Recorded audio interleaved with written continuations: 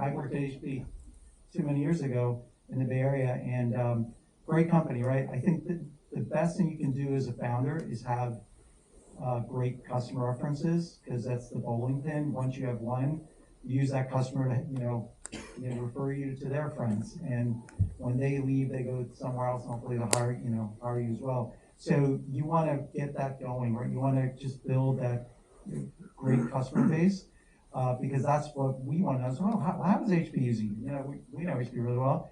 How are they using technology? That serves interest in a large company like us that might be interested in buying you at some point. I'll give you a great example. We bought a small ESG company out of Sydney, Australia called Envisian a few years ago, and the reason we bought them, one of the key reasons, was because our real estate department was one of their first customers.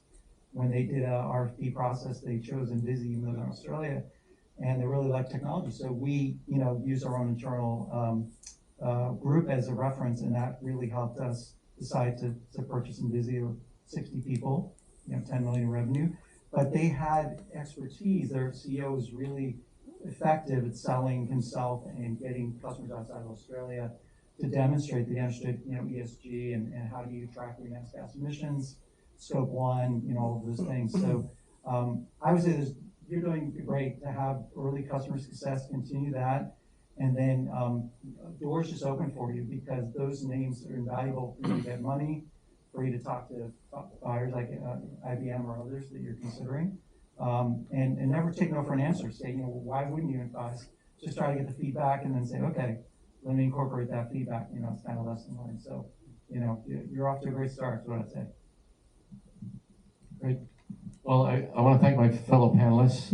Great job, everyone. Looking forward to keeping the relationship with all of you and doing some deals together. Yeah, thank you so much. Why don't we just take a group photo really quickly? We're going to transition into the pitch. You guys can actually stay seated for the photo. It's fine. Yes. Yeah.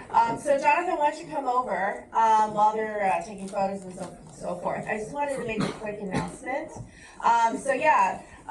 This is the panel talking about relationship. I just texted them one day, and they answered me pretty quickly. So building relationship is key, and I'd like to know every single one of you who attended. And one thing that how I got to know Jonathan was we were going to the same family office events, same conferences, and then we sparked a conversation. And it took us a while, but sometimes you just have to do something like an event. And we'll see how we work out and how the projects are and how the conversations are and who you know. So with that in mind, Jonathan, I always call him the Asian shark, because he is. Talking about Dragon's Den in the UK, and here, like Mark Cuban's a shark here at Shark Tank. But Entrepreneur Ventures, Entrepreneur Magazine has a show called Elevator Pitch, and Jonathan is the only Asian shark. So come on over, Jonathan. Thank you, Catherine. To be fair, Stephen 12 is coming, and Charles, that's from Entrepreneur Media. There's a new woman shark coming, and who's Asian, so you'll see. Spoiler alert. So I got this place. It's okay. And a podcast. Yeah, but thank you, everybody. Let's have a hand for this great panel. All right, thank you. I'm going to take your photo right now. That way you're not held there. Go do it. Thank you, guys. All right, thank you, everybody. So, look, we're going to pick it up a little. I think we got about 8 companies that are going to pitch, and here are the rules. It's going to be 60 seconds, all right? I'm Just like the show. Just like the show, and I will cut you off, all right? I will stand there in the middle. You're going to stand in the middle of this entire room, because you're not just pitching to the people up here. You're pitching to everybody in this room. If they say no, there's somebody in this room who will still give you an investment, give you advice, etc. All right? So I would love our judges to come on up and join me here. I'm kind of emceeing, so I could always offer something. I could always overrule. But the one rule, the difference between elevator pitch and Shark Tank is this: there is no I'm going to do a deal with Mark Cuban and Mr. Wonderful. It doesn't work like that. Okay? It's like, let's all 5 of you do this. No. That's not going to happen. You as an entrepreneur have to pick one of us if they like what you're pitching, and you take the deal. So I'd love for everybody to come on up. And who wants to go first? Who wants to go first? Huh? You wanna go? You wanna go, Seth? All right, Seth, get over there. I'm gonna get you the mic. I'll get you ready. But come on up, everybody. All the judges. Come on, Ruth. Come on. I'm gonna introduce everybody, the panelists, the judges. Have a seat.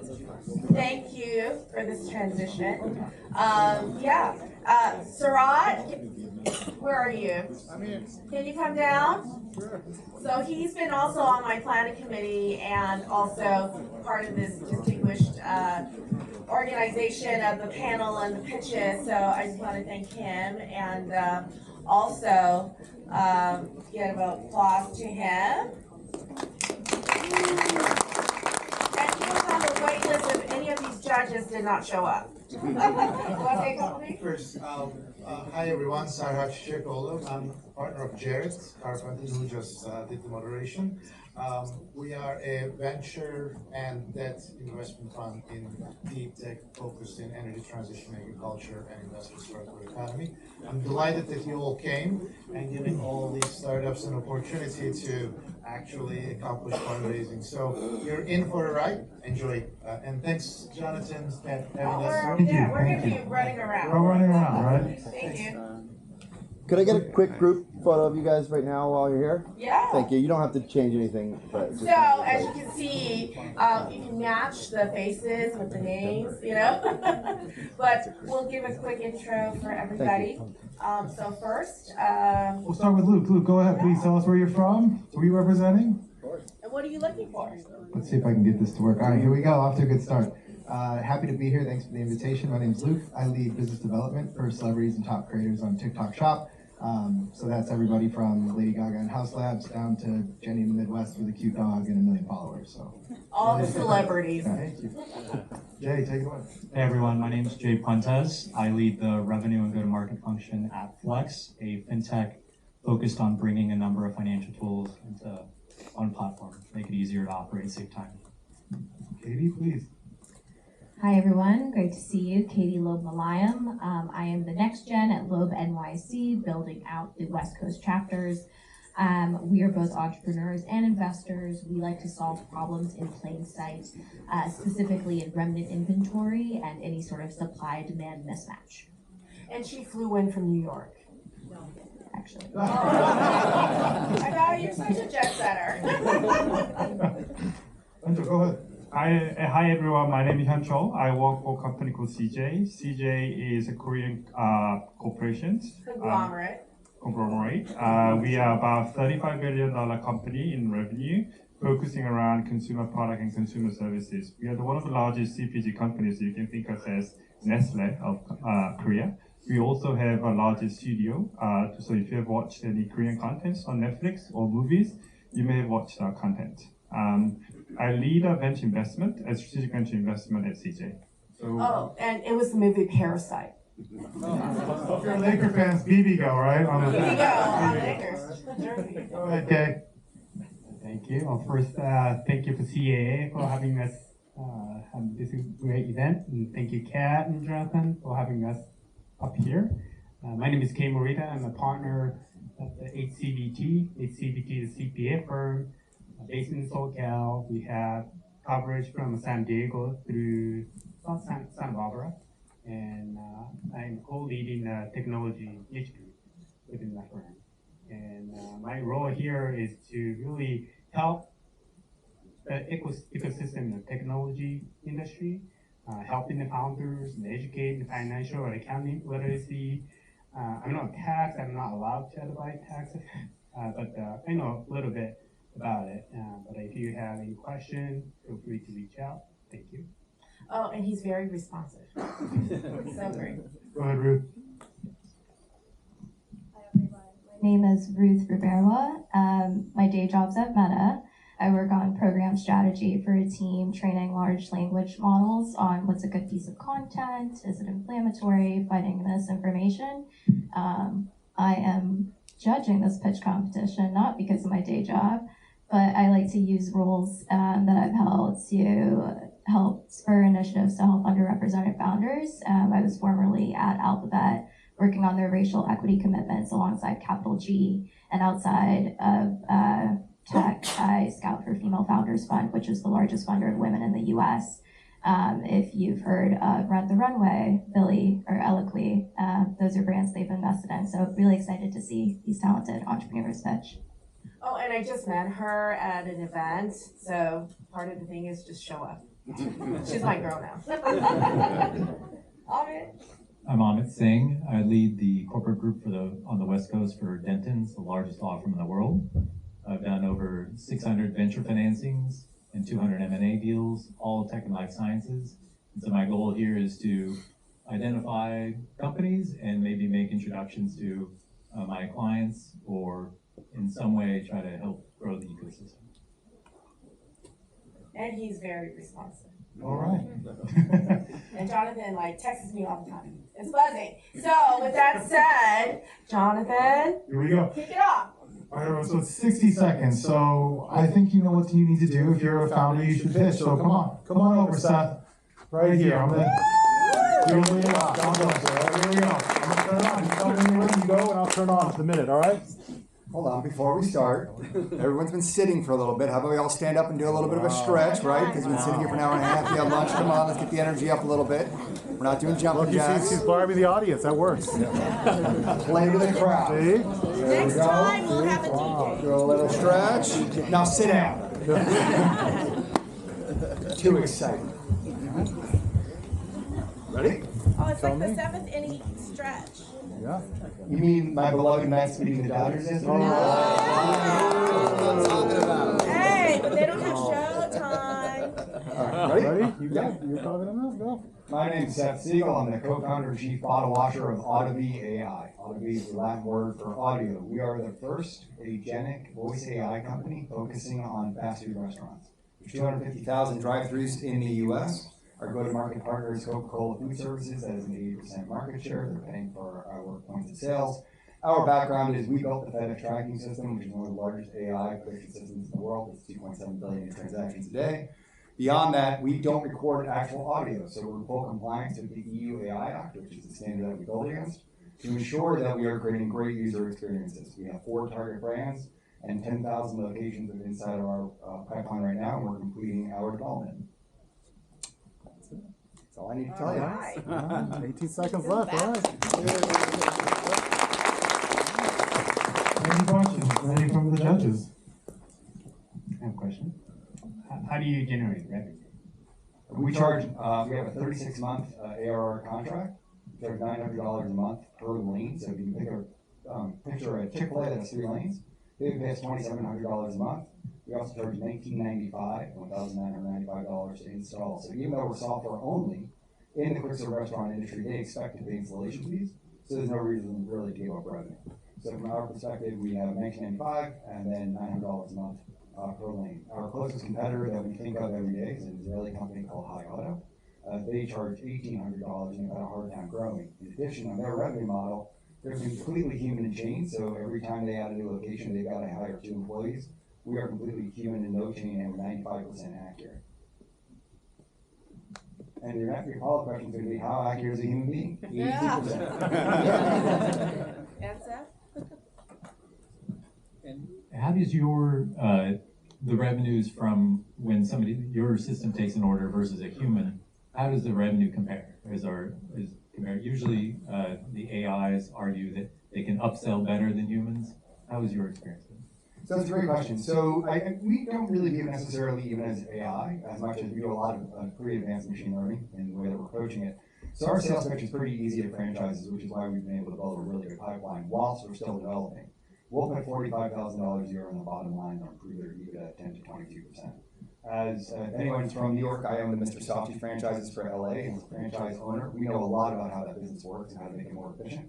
And that sales pitch alone makes them go, hey, I'll listen more. We do it 2 ways. One, in the state of California, we save $4,290 a month in labor, simply by eliminating the task of you taking the order. It's 5.5 hours. It's not about eliminating a job. It's about making that work, as you talked about before, more efficient. On the upsell, right now, human beings only ask if you upsell. Now you'll all pay more attention when you go to fast food. They only ask 15% of the time. Would you like a fry? Would you like this? Would you like that? Because we ask 100% of the time based upon buyer behavior. So we'll say, hey, Jay ordered this, this, and this at this point in time. Here's what we think the most likely next best action is. we're able to drive $3,000 a month in upsell versus right now we're about $900 a month. Did I answer your question? Yeah, you did. That's great. Just one other question in terms of scalability, expanding other than English language. Do you have any? How difficult is it to expand into different type of language or different types of ordering behavior? Great question. Actually, we support both English and Spanish. If you ever want to know what the toughest English in the world is, it's Baton Rouge, Louisiana, or as we like to call it, the Scotland of the U.S. So we're actually also, diversity is really, really important to us as a company. So we have both gender diversity, racial diversity, country diversity. So people like me are not the ones designing the voice models. So we make a point of non-native English speakers in Germany and the Czech Republic, where we have amazing NLP engineers that work with us in other companies. They're designing the models. From Spanish, there's 300 dialects of English in the US, there's 200 dialects of Spanish. We can support all of them. We also train our model. The International Dialect Association has 184 countries where they've been recording people speaking English for the last 40 years. So it's not just to say, oh, we can get you from Korea, it's Incheon versus Seoul. It's going to be 7 different dialects from India. So we have all of these different dialects. So as I mentioned, we don't record audio. What we're doing is we're turning it into a transcript. Our transcript accuracy is 97% plus accurate. And then the other order accuracy we have, which is why we can do so well, is we're processing those text transcripts all in milliseconds. We spend a lot of time thinking about 100 milliseconds. So for us to add a new language, like let's say we were going to work internationally, it takes us about a week. I have a question. You mentioned Coca-Cola as a key partner. Who else is in your pipeline, and how are these strategic partners finding you? What's your pitch to them? So without sharing brand names, there are 4 national brands that I promise all of you have eaten at in the last 7 days. None of them are McDonald's because we have no interest in selling to them. The one lesson that we learned having run other companies is never sell to a hyperscaler in the respective industry. So while we love Meta, we have no interest in selling to you if we were a software company in your space. So what we're focused on is it's solving an industry problem. The fact of the matter is that most fast food locations that you can think of, they're 15% EBITDA businesses. They're doing $1.7 to $2.1 million. They have to run more efficiently. Outside of California, we talked about that inside California labor savings. Outside, it's $2,700 a month. So when you only charge $900 a month, the ROI for us is under 30 days. So we're creating great customer delight because they're happy to pay it because they can see this immediate payback. In addition, from a technical perspective, because we're software only, we only require cable connection. In my last job, I ran a managed services provider that only served restaurants around the country, and we very quickly learned selling services. If you require people to use a fiber connection, which costs $450 a month, versus a cable connection, which costs $125 a month, it's just another barrier to entry. So because Coca-Cola's market presence, where they have an 80% market share there, and the fact that we have a written LOI to pay for our first locations, it's made it easy for us to have a calling card. I have one. What sets you apart from your competitors? We don't have, there's only one competitor left in the market. So other brands you would have heard of, like Presto, they went to Article 9, which lawyers should appreciate, and Article 9 sale 2 weeks ago, which is the equivalent of private bankruptcy. The problem we have with this idea is that it's not a new idea. And I love the history of the internet, and as Tosh talked about before, for every Instacart, remember there was a webcam. For every Facebook, there was, if you're old enough to remember GeoCities and the Globe, that both had billion-dollar valuations that were out of business before Facebook even got invented. So when we talk about how we're a Gen 2 company, is that they've been trying to solve it for 10 years, and it's not because it was a bad idea. It's because you had to solve these sort of technical challenges to make it all come together. Because of our experience, I was formerly the global head of AI for Infosys, and because of the experiences that everyone on our team has, and everybody is really good at what they do, we're able to pull it together. We like to say you can go to a supermarket and make the best meal you've ever eaten in your life, or the worst meal, but you can still get it from the same location. The one competitor I think of every day is Hutton, as I mentioned, out of Israel. They just signed a contract with Bojangles for 800 units. One of their board members actually did a tech due diligence on us in August, and to quote this person, they said they wish they would have met with us a week before because they wanted to sign that contract. Other questions? You're a lively bunch. You just dropped the mic. All right, thank you. All right. Anybody want to accept an offer? To me? I mean, I would love to. Oh, cool. I'd love to follow up. For CJ, we do have a restaurant chain business in Korea, mostly in Korea. Yep. And that's why I was asking scalability in different language. But other than that, I understand the pain point. On the flip side, you mentioned the accuracy is 93% and so on. But still, that might not be good enough because customer, even one customer having a bad experience, or some people want abuse on the ordering side, that will create a lot of difficulties to people. Having a bad experience will turn into follow-on bad experience as well. So maybe increasing the accuracy is probably important, but on the other side, I do understand the pain point where not only taking order more efficiently, but also there is an employee abuse issue on taking orders and serving people. That's very difficult emotional work as well. So I think if the accuracy is good enough, I think that will be a great solution that can serve the people. Yeah, you can test it out there. Okay. Yeah. Anybody else? Set a date.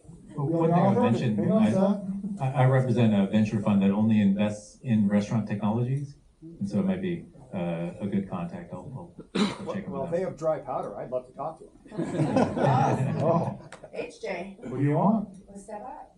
Yeah, so send me your deck and I'll take a look and see if we can chat with you. All right, we got a date. All right. There we go. Steve, excellent, come on over. Thank you. Let me know when you're ready. All righty. Thank you.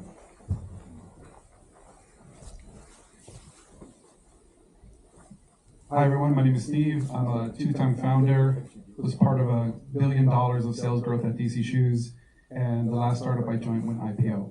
But first, I want to start with a question. How many of us agree that plastic pollution is bad? Exactly. So why aren't we creating more products that are biodegradable and circular? And this is a problem that we're solving at AGS Labs. AGS Labs is the only footwear company that's producing sustainable and certified manufactured products here in the United States that services the US government, the medical industry, and food service. For us, we're really looking at phase one is a $2 billion opportunity, and we're focused on what's next. We're here to raise $500,000 in capital to secure and complete our seed round, and we're happy to speak to more, any of the investors here on the panel as well. And we didn't just come here to pitch, we actually have samples and almost $1 million in revenue. So we ditched the pitch and we're here.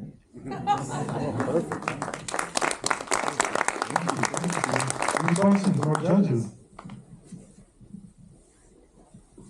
I'll start.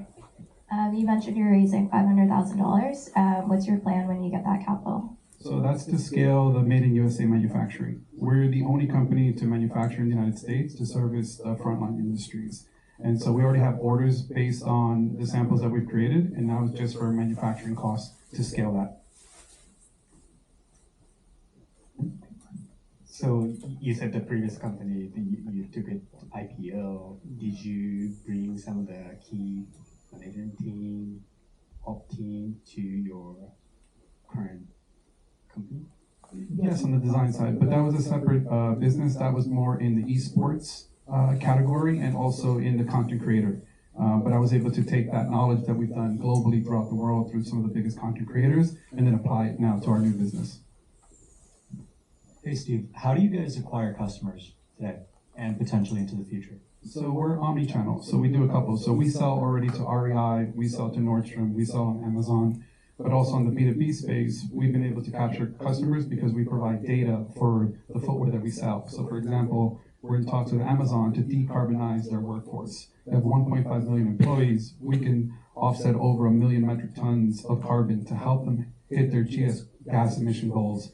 And so we're coming at it from a completely different place where we have the best product at the lowest price, but also having the data for them to not only look at what they need for their frontline workers, but also for some of their climate goals. I heard you mention all of my friends except for me. Okay. Can you talk a little bit about your social footprint and how you're leveraging creators to sell the footwear? Yes, actually, I was just speaking with Alessandro because this is something that TikTok for us we believe is the biggest opportunity. The frontline represents 112 million people in America. The average age group is 22-year-old female. It's primarily Black, brown, and female. And so I want to be able to create, I'm also known as Sneaker Steve in the industry. And I want to just be forthcoming to say we've created the first product that's affordable, that's safety certified and sustainable for the largest workforces in the planet that represent 8 out of 10 of every job. So creating content on TikTok is where I'm at. So I'm excited to talk after. I love that. Great. Thank you. If you could talk a little bit about your margins, so whether how are you sourcing the materials, and how much does it cost you to manufacture? What are you selling it for? Sure. So the margins are high. We're 70 to 80%, and it will increase at scale. The great unlock that we've created is that FOB is our LDP. And so most of the costing, what happens where 90% of products are made in Asia, you have higher importation costs, you have taxes, which are 25 to 35%, and then you have port to your actual warehouse. We've eliminated all of that. So we have a product that's a high profit margin where we can sell at a lower price and be able to scale and ship faster. So that's the way that we do it when we look at unlocking this new, what we call a new system of manufacturing here locally. And what are your current revenues? So right now in total historic sales, we've done almost 900,000 in sales. And what about the last 12 months? Last 12 months, 250,000. Great. Thank you. One more for me. What's your most successful sales channel so far? REI, which is the largest outdoor retail in the country. We were just named 13 companies changing the face of the outdoor industry. Steve, show him the shoe you're wearing. So I'm wearing it here, but for everyone here, you're one of the first in the world to see made in USA biocircular footwear for the largest workforces. This is a $60 retail shoe. What's more exciting, it'll be offered for $34. So we've just received supplier diversity through Meta. So if you think of all the 5,000 employees that do all the cleaning, all the maintenance behind tech, we can now provide this shoe for them at $34. That's sustainable and comfortable to really service that.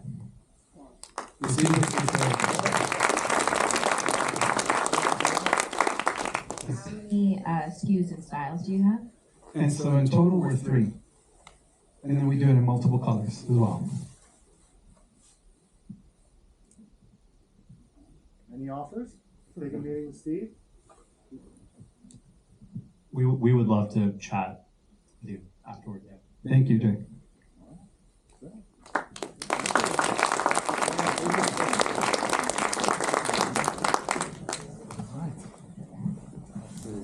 Who wants to go next? Ready, Daniel? All right, Daniel, everybody. Let me get ready. Let's get back to restaurants. So what if I told you that the problem of healthy food access for millions of Americans is already solved? What if I told you that you can buy a hearty salad that meets the demands of a construction worker or someone bigger for less than the price of a Big Mac combo? What if I told you that this business is being led by the gentleman who was the CFO for Popeyes when we launched a chicken sandwich, and the CFO most recently? Hi, I'm Daniel Gonzalez, and I'm leading Simply Salad. We are a fast casual restaurant chain here in Los Angeles. We have 10 restaurants, and we've bootstrapped our way to get here.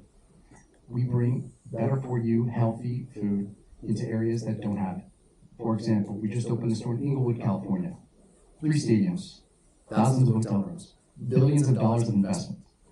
Take out your phone, Google salads over Inglewood. What do you find? Except us. We're doing that everywhere. Gardena, Long Beach, Cerritos, Torrance, we're profitable everywhere, and we're profitable as a company.